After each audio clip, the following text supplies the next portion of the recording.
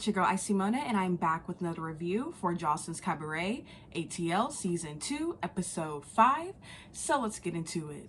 So this review is uploaded super late. My work week this week was super hectic, so your girl is exhausted, but I'm here giving you this review. So basically, this episode starts off with a continuation of last week of Big Lex running up on Aqua. So they're basically duking it out. They're on the floor. They're trying to separate them. Lex, get off her, Lex. Big Lex ends up like ripping off Aqua's wig, so she's holding it in her hand. And Aqua in the confessionals is basically like, you know, I had a feeling that we were gonna eventually like end up fighting. Like, bitch needs to be quicker next time. So they're over there, and they're at this point they're separated. Like, they have them separated super far. Like, Aqua's kind of by like this like door opening, but they're just going back and forth like on some like fuck yo mama, fuck you, blah blah blah. Cuts to some of the confessionals. Yummy P's basically saying how she's too expensive for this ghetto ass shit. Like, I'm not taking no parts in it. And a lot of the girls in confessional are just kind of like, what? Like, what next is gonna happen? Like, we just like kind of got things a little bit cool. And then Big Lex in her confessional is going to be like, I don't even know how to fight no more. I just know how to walk him like a dog. But this was the funniest part. So like I said, they're separated. Aqua, she wants round two, because obviously Big Lex did well, she didn't sneak her, but like, you know, she attacked her first. Literally, Aqua takes back and runs and like kicks, like literally, like boom, like how when you a little kid and you trying to like take somebody down like that, and they start squabbling up again. And to be real with you, the fight to me seemed pretty fair. Like, Big Lex over there like, oh, I walked her like a dog. Like, you really didn't. Like, none of them lost, but nobody won at the same time, because it was pretty even kill. The only thing I feel like Big Lex has over her is that she's like heavy-handed, because Aqua did make a comment in confessional saying that she's fluffier, so that's literally the only like one up she got on her. Like, she probably hella heavy-handed, but it wasn't like she was really like working her shit. And then you got Miss Natural and her confessionals with a little personal of Henny, like, no, this bitch did not just run. And then it cuts back to like live action, and Jocelyn's basically going off on Aqua, like, you had it coming, bitch, like, you're disrespectful. It's going off on her for wanting to like up and leave. So they have Aqua separated. I think the camera crew asked her if she wanted to come back in or something. She was like, fuck no. That shit was kind of funny the way she did it. Like, are you serious? But basically, Jocelyn is ranting to the girls about the disrespect and like how there's always problems in the house. People are leaving. Like, how are we gonna have a cabaret when girls keep on dropping out like each week, damn near? And then Jocelyn asks Big Lex, like, so why'd you go after her? And Big Lex's response is basically, the bitch kept on talking shit. It's been a buildup of shit, the whole double homicide shit. In my head, I'm like, but you came at her foul with that, and she basically like, I'm not no punk ass bitch, and spoke out. But anyways, she said the double homicide shit, her just talking slick out the mouth, like she just was like, fuck it, like, let's just duke it out. And then she starts going off how like, oh, I gets down, I'm from the 803. And she's over there like, she didn't really threaten the girls, but she was like, so now y'all see these hands, so now y'all know not to fuck with me. And it's like, okay. So then it switched to Aqua in that little back room, and she's talking about how like, oh, I was dragging you, bitch, blah, blah, blah. Both of them have their heads super hype, and they both really didn't do shit to each other. Big Lex is making it seem like she over here walked her like a dog. Aqua's making it seem like she dragged her, and literally none of that happened. Like, it was a pretty fair fight. So then the next scene is Aqua getting in the car to leave to go back home, I guess, and she's basically like, I'm 22, like, I'm done with this stripping shit, I'm about to level up, blah blah blah. And in my head, I'm like, it took you coming on this show to actually have an opportunity to do something bigger to realize you didn't want to do stripping. And then she was basically like, oh, like, it's on site when she sees Big Lex, like, it don't matter where, what time, it's on site. So the reunion is definitely gonna be popping. So then the next scene, the girls are back at the house. Specifically, we're up in Big Lex's room, and that's when she comes, walks in her room, and discovers that her room is destroyed, mainly her bed. There's like ketchup, hot Cheetos, hot chips, just hella shit all over her bed. So basically, when the girls, I'm assuming the girls were at the studio, then Aqua like went to the house by herself to get her stuff, she went and fucked up Big Lex's room.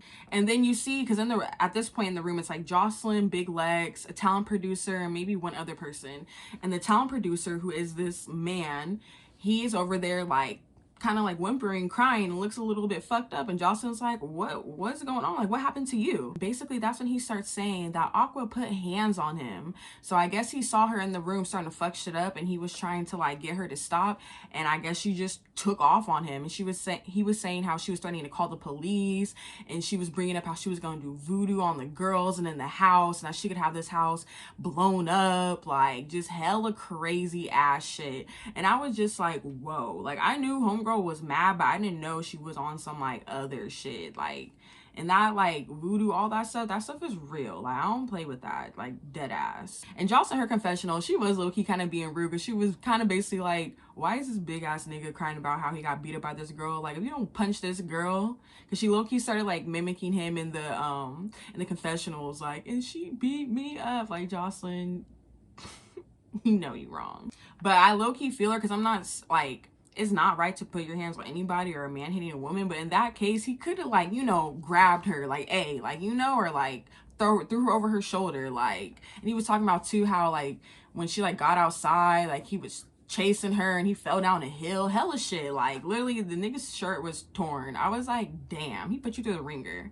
And then basically in Big Lex confessional, she was over there saying how Aqua's like hella childish, and that at the end of the day it don't matter because she went and slept in her bed and Aqua is sleeping in her car. And I was like, ooh. Yeah, I was a little bit confused too, because when Aqua digging in the car, she was like, I can't wait to make some barbecue and blah blah blah. I'm assuming her and her sugar daddy are on good terms again, because it wasn't making sense to me, because I'm like, barbecue where? Okay.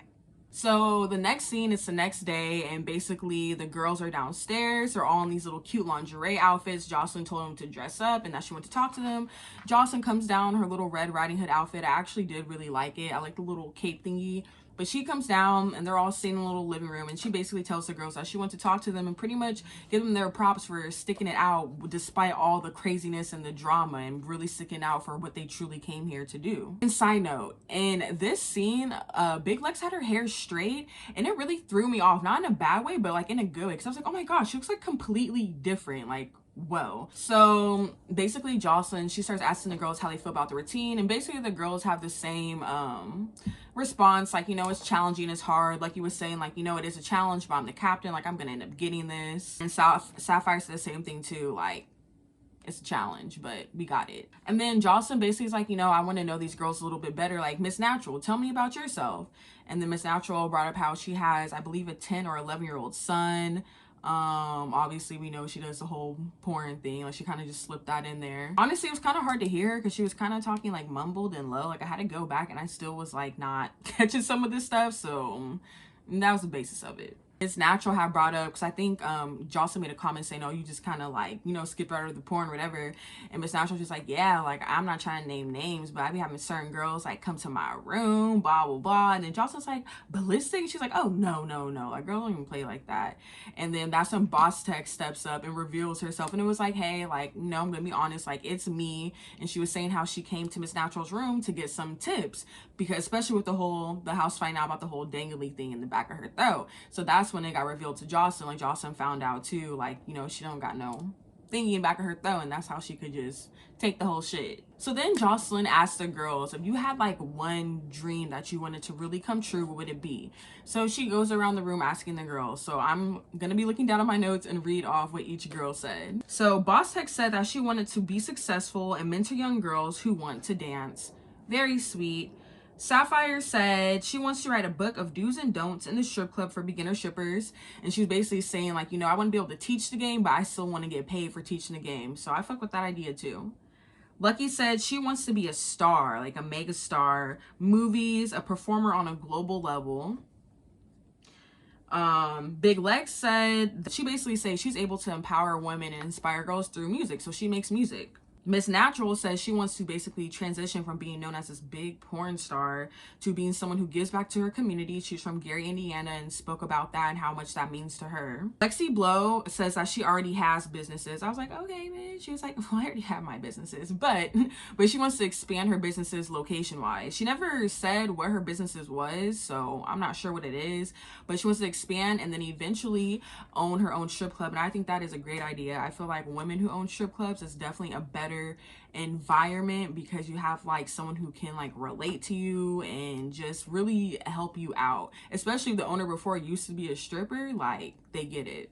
Yummy P says she wants to also be a mega superstar and travel international. She says she dances, acts, and sings, but what she would want to do is create basically a center for homeless people. And then in her confessional, she brings up how she has experienced homelessness and that people should be able to shower, have food, all that. I think that is very good. That is true. Like the homeless situation in America, I know specifically where I live in San Jose, it's terrible and it really is sad to see. Like everybody should be able to have a roof over their head, eat food, and just be able to live comfortably. So then Chanel says she wants to own a like sexy naughty like maid cleaning service.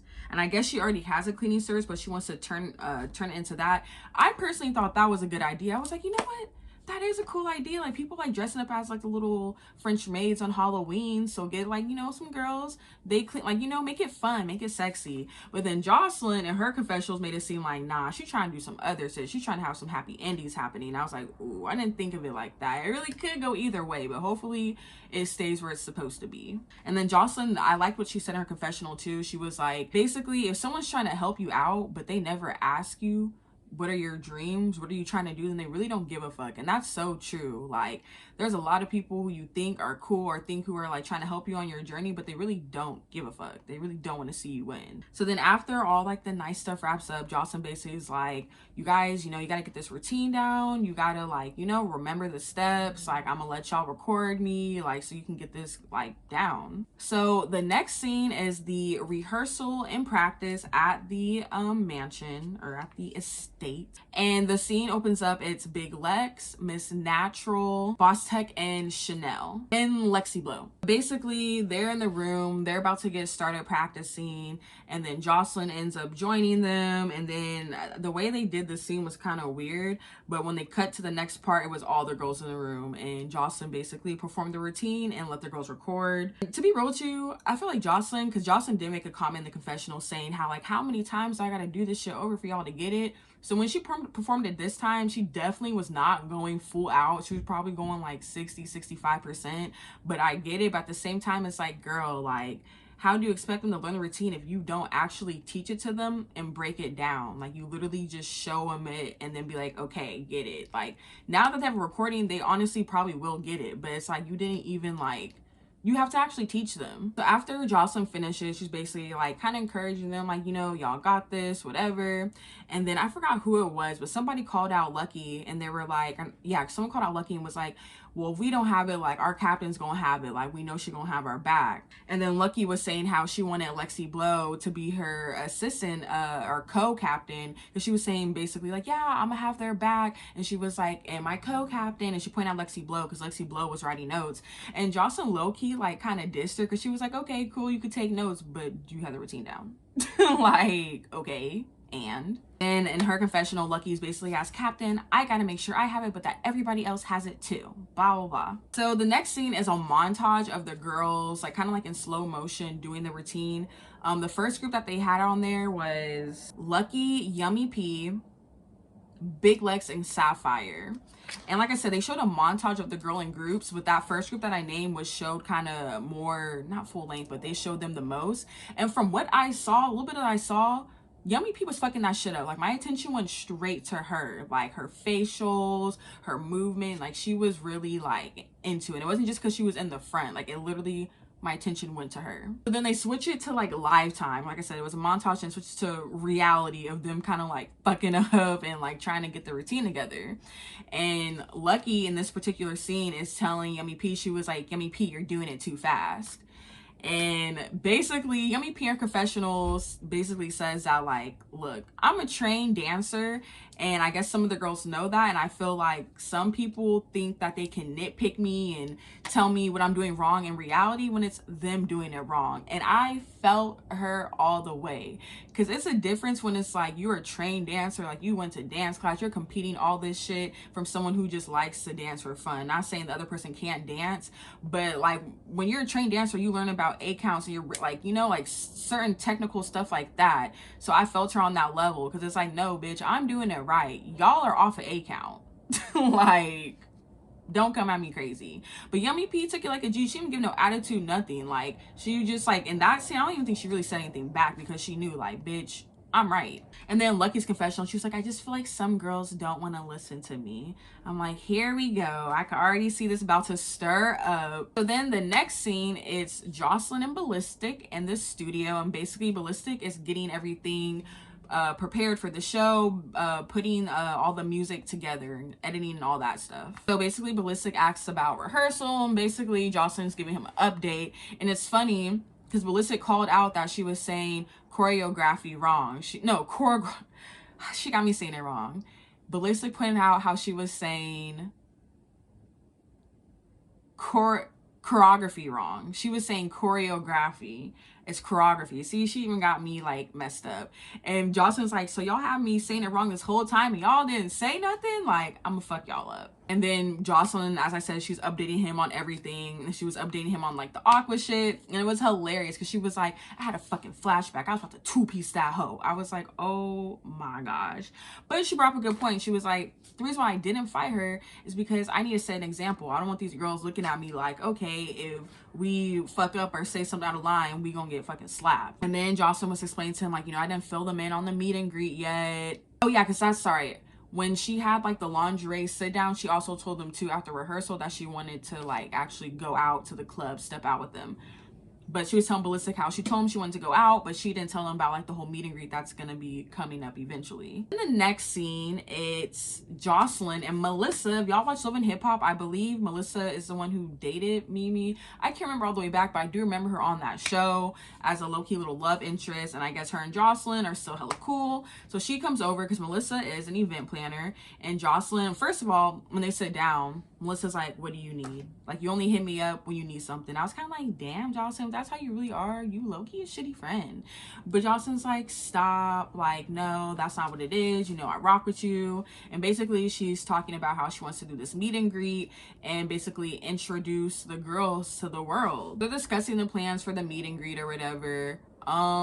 Pretty much, I mean, that was just whatever conversation.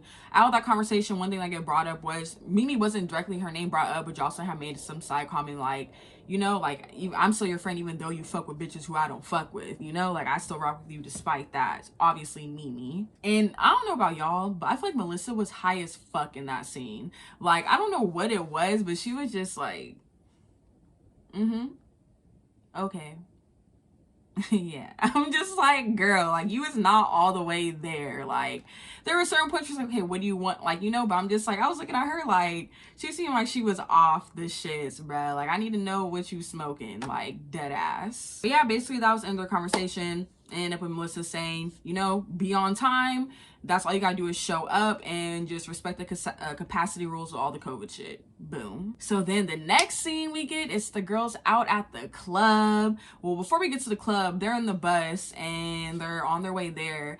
And right when I like pull up or something, Lexi Blow makes a comment to the girls like, girls, we need to be on our best behavior. Like, you know, representing Jocelyn. And Boss Tech like pipes up and she's like, okay, mom. And she's like, no, we represent ourselves. No, Lexi Blow is right. Like, yeah, y'all represent yourselves, but at the end of the day, the person that everyone knows, besides, I guess, Boss Tech, because this is her city, and obviously she got world star famous, y'all, everyone knows Jocelyn. Y'all are here for her. So they're at the club in their VIP booth. By the way, Jocelyn looked super pretty in this scene. I mean, she always looks pretty, but she really, I was like, okay, bitch, like, you was trying to step the fuck out and step on these bitches' neck. But they're over there turning up. It's a whole montage of them just getting lit. Lexi Blow, they show Lexi Blow, she has like her dress lifted up and she twerking literally ass out. And in my head, I'm like, wasn't you the main one talking about we need to, okay.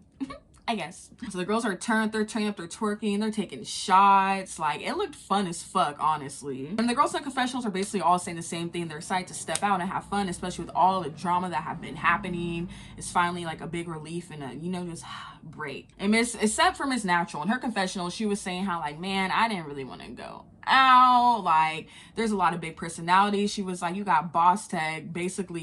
She basically said Boss Tech be bragging about like, oh, I'm Boss Tech. Everybody knows me. This my city. She's like, you got her over there. You got Big Lex with her big personality. Like, she was just kind of like not here for it. But she wasn't like a Debbie Downer either. But she was kind of the weird one out in the group. Like, she did a little twerking, but she majority of the time was like break dancing, like, you know, that one friend who was just like, bitch, what the fuck are you doing? And in Big Alexa's confessional, she was saying how, like, you know, she was excited to go out, but she normally wouldn't rock with some of these bitches in real life. She's like, I like to turn up with people who are on my level, which I do feel her. And like, I know from my friend group, you know, those friends you can't turn up with, where it's just like, okay, I can't really do what I want to do because you're gonna be looking at me weird, or it's gonna be awkward. Like, you really do have to find friends who turn up with you the same level. And especially trips too, you gotta find friends who you can go on trips on, because not every friend you can go on trips with.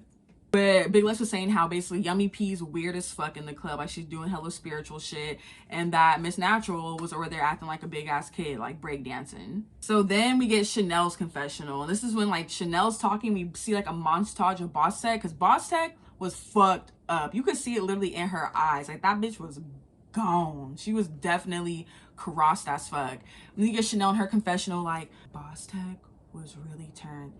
She's a different person when she drinks. I don't know why that was funny to me, but I don't know, like, I don't know why, but her confessional was funny to me because she was just so serious about it. But no lie, they did show Boss Tech low-key acting a fool, like titties out. I mean, granted, Yummy P did have her titties out, but Boss Tech had them out, had like the alcohol on them. I think she made out with Lucky, like she was fucked up. And then the last confessional we get is basically Lucky saying, this energy is too good to be true. Like, she feel like something's gonna happen. It's like, bitch, why would you jinx it? Because then we see on the next episode, that energy that you're talking about is you. Yeah, that was in the episode. Next episode, it gets revealed that Miss Natural's going through a divorce. Sapphire's having like a little emotional scene about, I guess, her insecurities. They show the meet and greet and them showing out for that. And then conflict between Yummy P and Lucky, because Jocelyn basically called out Lucky and was like, Yummy P can do the dance routine better than you. So I don't know what's gonna happen, but it looks like it's gonna be good. So that's all that I have for y'all today. If you like this review, make sure to like,